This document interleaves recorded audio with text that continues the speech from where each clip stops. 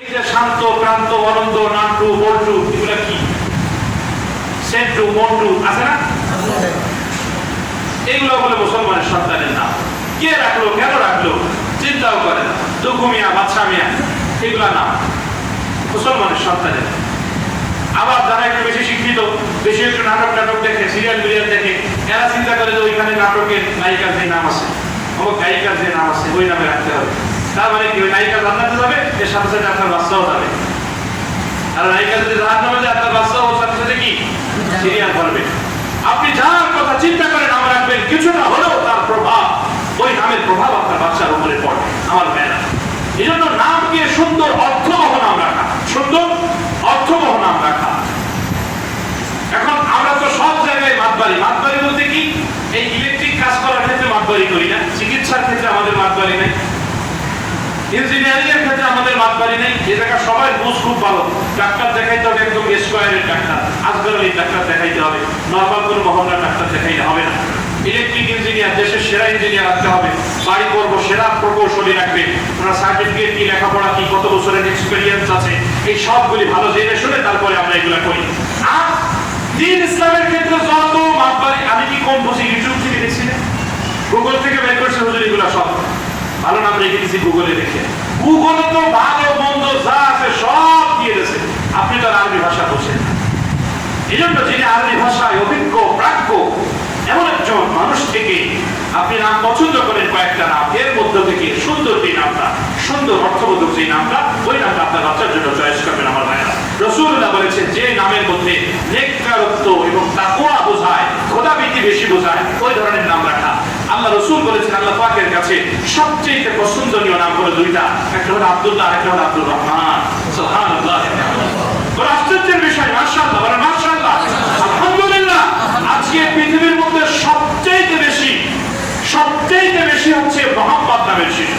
সুবহানাল্লাহ, আমার রাসূলকে আল্লাহ কত পছন্দ করেছেন।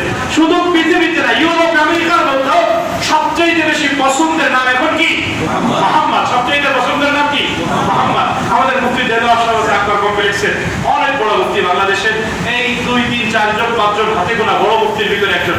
হুজুর এই নামকে এত পছন্দ করছে, ওরা 3টা ছেলে, 3 ছেলের নামই মোহাম্মদ। মোহাম্মদ আউয়াল, মোহাম্মদ সানি, মোহাম্মদ সালেস। সুবহানাল্লাহ, এত পছন্দ করছে এই নামকে। আলহামদুলিল্লাহ। আমার ভাই, আমার বন্ধুরা, এখন আমরা কি করি, বাঙালি একটা সংস্কৃতি আছে যে নাম যাই রাখি না কারো শুরুতে মোহাম্মদ থাকবে, কিন্তু মোহাম্মদ বলে জীবনও ডাকবো না।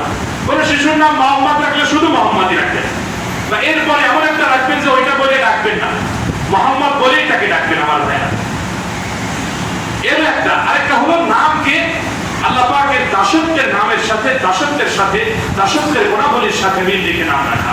আমার ভাইরা, নবীদের নামে নামকরণ করা, সাহাবীদের নামে নামকরণ করা, এই পূর্ণ মানুষগুলি যে এরকম আল্লাহর জন্য, দ্বীনের জন্য ফেদা ছিল, আপনার এই শিশু, এই নবজাতক শিশু, এই বাচ্চাটাও দ্বীনের জন্য, ইসলামের জন্য, আল্লাহর জন্য ওই রকম ফেদা হবে, ওই রকম বিনয়ী হবে। আমার ভাইরা, আমাদের যে সমস্যাটা বর্তমান সময়ের মধ্যে হচ্ছে সেটা হলো আমরা নামকে বিকৃত করে থাকি। নামকে কি করে থাকি?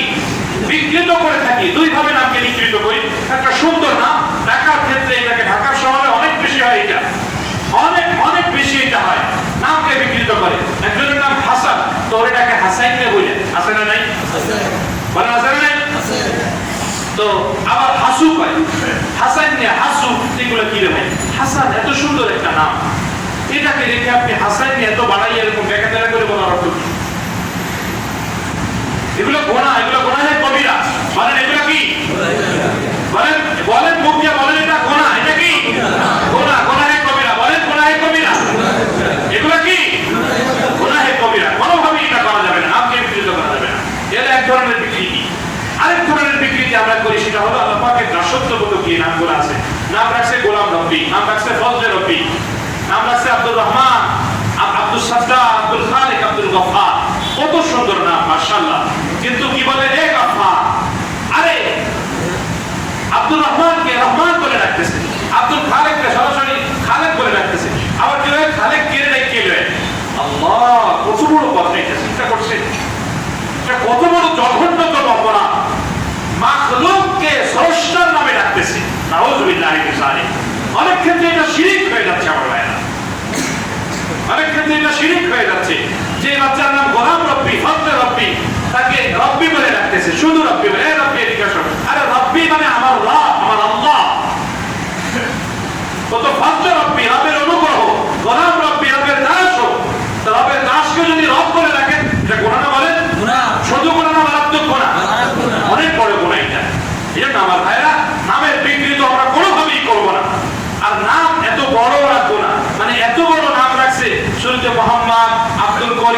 আব্দুল সত্তার দিয়ে অমুক তমুক দিয়ে এত বড় একটা, কারণ আসল নামই তার খুঁজে পাওয়া যায় না।